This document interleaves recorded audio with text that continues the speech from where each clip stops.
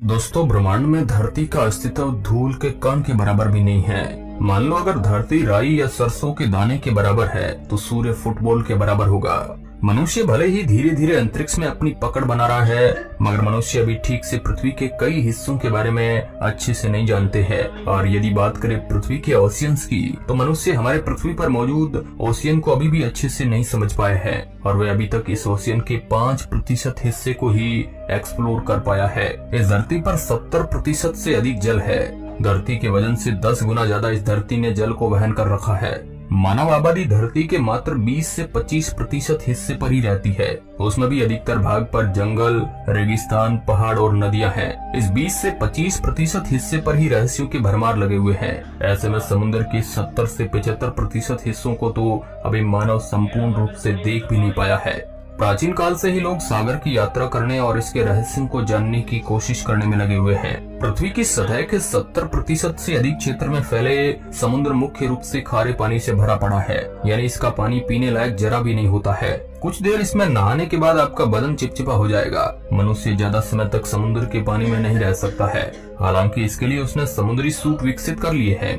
फिर भी कहना होगा कि कुछ सागर का पानी मात्र खारा ही नहीं है, बल्कि कहीं कहीं वह मीठा है, लेकिन फिर भी वो पीने लायक नहीं है। वैज्ञानिकों का अनुमान है कि समुद्र का जन्म आज से लगभग 50 करोड़ से 100 करोड़ वर्षों के बीच हुआ होगा। दरअसल धरती के विशालकाय गड्ढे पानी से कैसे भर गए, ये अनुमान लगाना काफी मुश्किल है। दूसरी ओर इतने विशालकाय गड्ढे कैसे निर्मित हुए, ये भी एक सवाल है। वैज्ञानिक कहते हैं कि जब पृथ्वी का जन्म हुआ तो वह एक आग का गोला था। जब पृथ्वी धीरे धीरे ठंडी होने लगी, उसके चारों तरफ गैस के बादल फैल गए। ठंडे होने पर ये बादल काफी भारी हो गए और उनसे लगातार मूसलाधार वर्षा होने लगी और लाखों साल तक ऐसा होता रहा। और इसी पानी से भरे धरती की सतह के विशाल गड्ढे ही बाद में समुद्र कहलाए। ये समुद्र खारा होने के बाद भी ये हमारे पृथ्वी के लिए बहुत ही फायदेमंद है।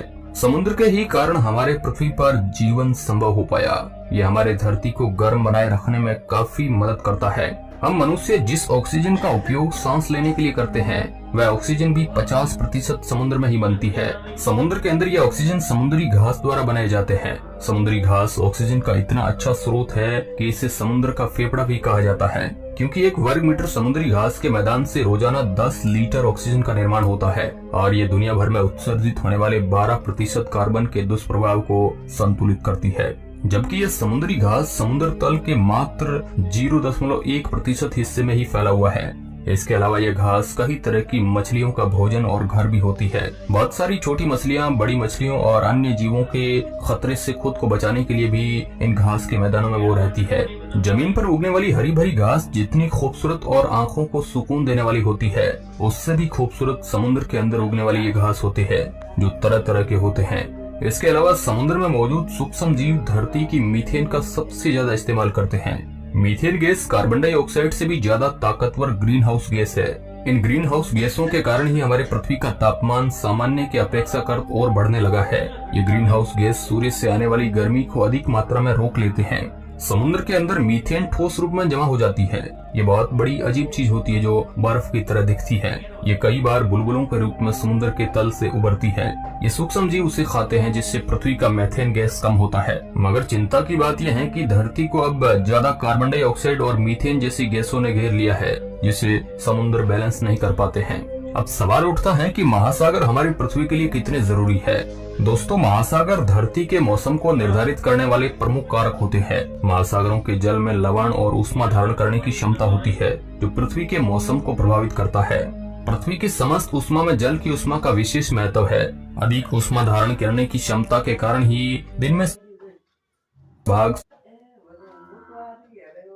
विशिष्ट ऊष्माधारिता से महासागर ऊष्मा का दिन के समय भंडारण कर लेते हैं, जिससे विश्व भर में मौसम संतुलित बना रहता है। यह कहे कि पृथ्वी पर जीवन के लिए औसत तापमान बना रहता है।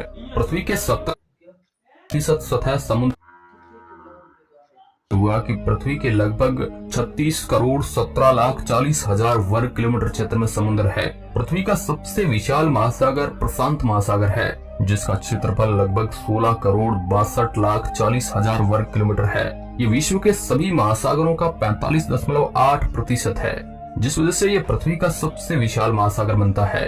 प्रशांत महासागर के भीतर जल जंतुओं की एक रहस्यमय दुनिया है जिस पर अभी भी खोज जारी है। प्रशांत महासागर विश्व का सबसे गहरा सागर है। इसकी औसत गहराई 3,939 मीटर है। प्रशांत महासागर फिलीपींस तट से लेकर पनामा तक 9,455 मील चौड़ा और बेरिस जलडमरू मध्य से लेकर दक्षिण अंटार्कटिका तक 10,492 मील लंबा है। हालांकि इसका उत्तरी किनारा सिर्फ 36 मील के बेरिंग जलडमरू मध्य द्वारा आर्कटिक सागर से जुड़ा है। इसके इतने बड़े क्षेत्र में फैले होने की वजह से ही यहाँ के निवासी वनस्पति, पशु और इंसानों के रहन सहन में धरती के अन्य भागों के सागरों की अपेक्षा बड़ी विभिन्नता है। प्रशांत महासागर के भीतर जल जंतुओं की एक रहस्यमय दुनिया है। ये विश्व के सबसे बड़े जीव ब्लू व्हेल का घर है। सभी समुद्रों की मछलियों में से लगभग 70% मछलियां इसी में पाई जाती है। इसमें पेंगुइन की सभी प्रजातियां भी पाई जाती है। दुनिया का सबसे बड़ा ऑक्टोपस भी इसी समुद्र में पाया जाता है। हालांकि आपको ये जानकर आश्चर्य होगा कि सफेद डॉल्फिन सिर्फ प्रशांत महासागर में ही पाई जाती है। प्रशांत महासागर एशिया और ऑस्ट्रेलिया को अमेरिका महाद्वीप से अलग करता है।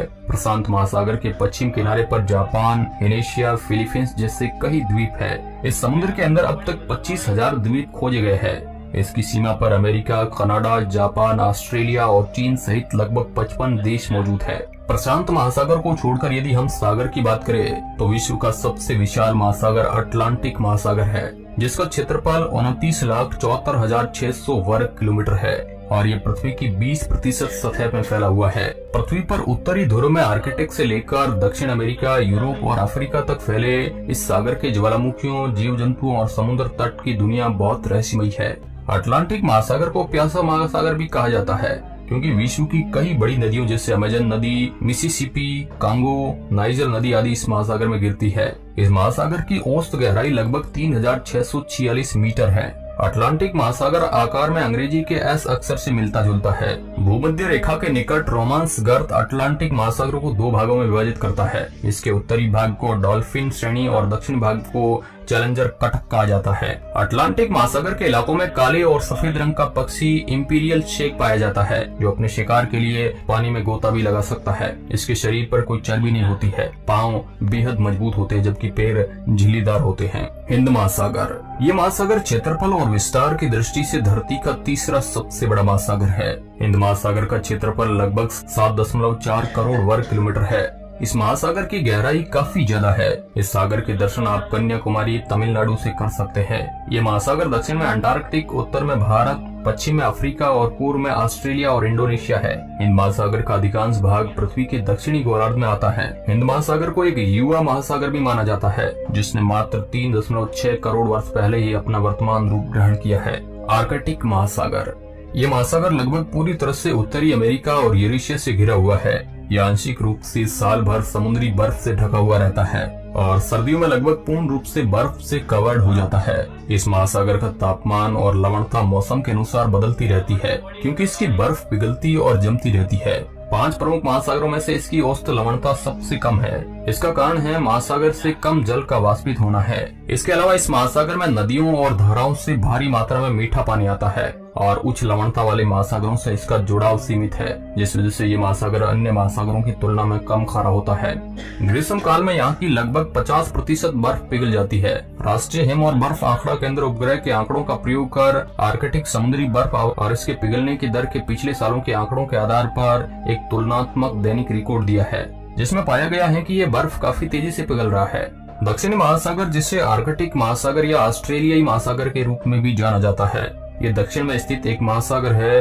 ये अक्षांश 60 डिग्री दक्षिण में पृथ्वी के दक्षिण दिशा में फैला है और पूर्व अंटार्कटिक महाद्वीप को चारों ओर घेरता है। इस महासागर का जल उत्तर की ओर बढ़ता है। दक्षिणी महासागर पृथ्वी की सतह का लगभग 6% भाग कवर करता है। औसतन दक्षिणी महासागर लगभग 11,000 फीट गहरा है। से गहरे बिंदु पर 23,000 फीट गहरा है, जिसे सैंडविच ट्रेंच कहा जाता है। अब दोस्तों, इस मुद्दे पर आप क्या सोचते हैं? कमेंट बॉक्स में हमें जरूर बताएं। धन्यवाद।